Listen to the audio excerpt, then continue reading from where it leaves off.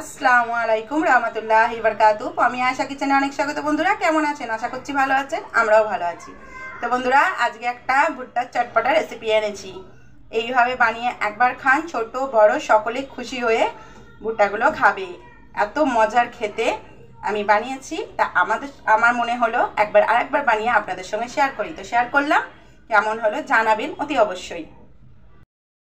বন্ধুরা একটা ভুট্টা নিয়ে নিয়েছি, তো এই ভুট্টার দানাগুলোকে আমি বার করে নেব একটা একটা করে। ভুট্টাগুলো ছাড়িয়ে আমি একবারে কড়াইয়ের মধ্যে নিয়ে নিয়েছি। এটা পানি দিয়ে আমি গ্যাসে বসিয়ে দেবো। গ্যাসের মধ্যে গ্যাসটা জ্বালিয়ে দিয়ে বসিয়ে দিলাম পানি দিয়ে, আর কিছু দেবো না, বয়েল হতে দেবো। ভুট্টাগুলো ভীষণই নরম, যে ভুট্টাগুলো শক্ত হয় একটু বেশি করে বয়েল করে নেবেন। এই ভুট্টাগুলো খুব নরম, তাই আমি 2 ফুট শুধু দিয়ে নেব। খুব সুন্দরভাবে ফুটে গেছে, এবার আমি নামিয়ে নেব। এটা আমি 3 থেকে 4 মিনিট বাস ফুটিয়ে নিয়েছি, এবার আমি নামিয়ে নেব। আমি পানি ঝরিয়ে নিয়ে একটা বাটির মধ্যে নিয়ে নিলাম। একটু সামান্য আমি এই যে ধোয়া উঠছে একটু ঠান্ডা হতে দেব। এখানে আমি দিয়ে দেব কর্নফ্লাওয়ার। প্রথম 2 চামচ দিয়ে মাখিয়ে দেখব,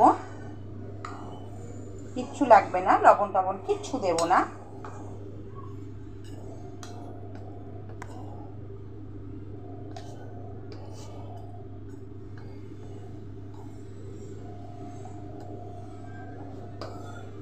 এইভাবে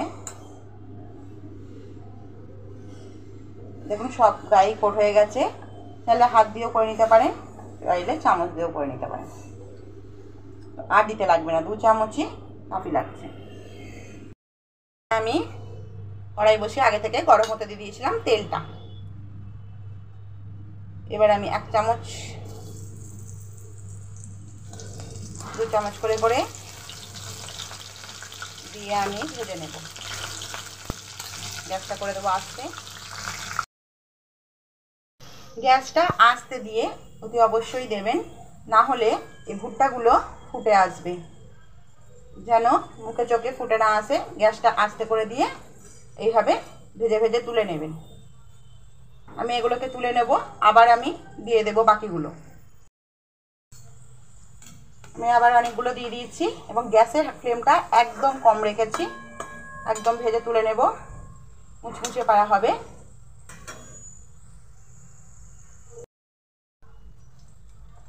এইগুলোকেও সব ভেজে নিলাম, একে একে আমি সবই ভেজে নিয়েছি। সব ভিডিওটা দেখাতে গেলে তো বড় হয়ে যাবে, তার জন্য আমি ভেজে ভেজে তুলে নিচ্ছি।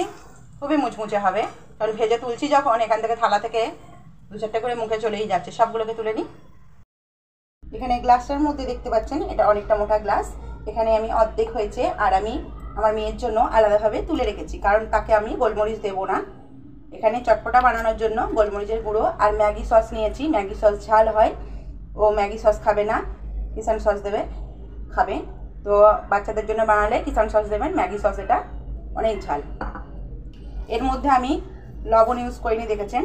তো এখানে দিয়ে দিলাম আমি গোলমরিচের গুঁড়ো আর দিলাম বিট নুন। তো এটাকে ভালোভাবে এবার আমি মিক্স করে দেবো।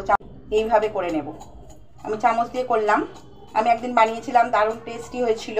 এটা আমার এক বোনের, মাস্টাতো বোনের রেসিপি, খুবই টেস্টি বানায়, আমার মা বলেছিল। তো সেই হিসেবে আমি বানিয়েছিলাম, সত্যিই খুব টেস্টি। আমি বানিয়ে খেয়েছি, তারপর একদিন আমি শেয়ার করি।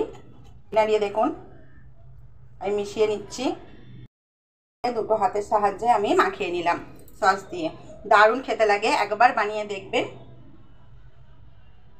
এটা ভর্তি হয়ে যেত যদি আমার মেয়ের জন্য আলাদাভাবে তুলে না রাখতাম। আপনারা পরিমাণটা ভুট্টার বেশি কম রাখতেই পারেন, বাড়িতে যেমন মেম্বার থাকবে সেরকম অনুযায়ী করবেন। অতি অবশ্যই আমি বারবার ভিডিওতে বলেছি বন্ধুরা, যে গ্যাসটা আস্তে দিয়ে ভাজবেন। না হলে আমি যখন প্রথম বানিয়েছিলাম তখন যখন গ্যাসটা জোর দিয়ে বানিয়েছিলাম তখন মুখের মধ্যে ছিটকে আসছিল। তো ওই জন্য বলছি গ্যাসটা আস্তে দিয়ে অল্প অল্প করে ভাজবেন, মচমচে হবে, দারুণ টেস্টি হবে খেতে। নিজের খেয়াল রাখবেন, সেই হিসেবে করে বানাবেন।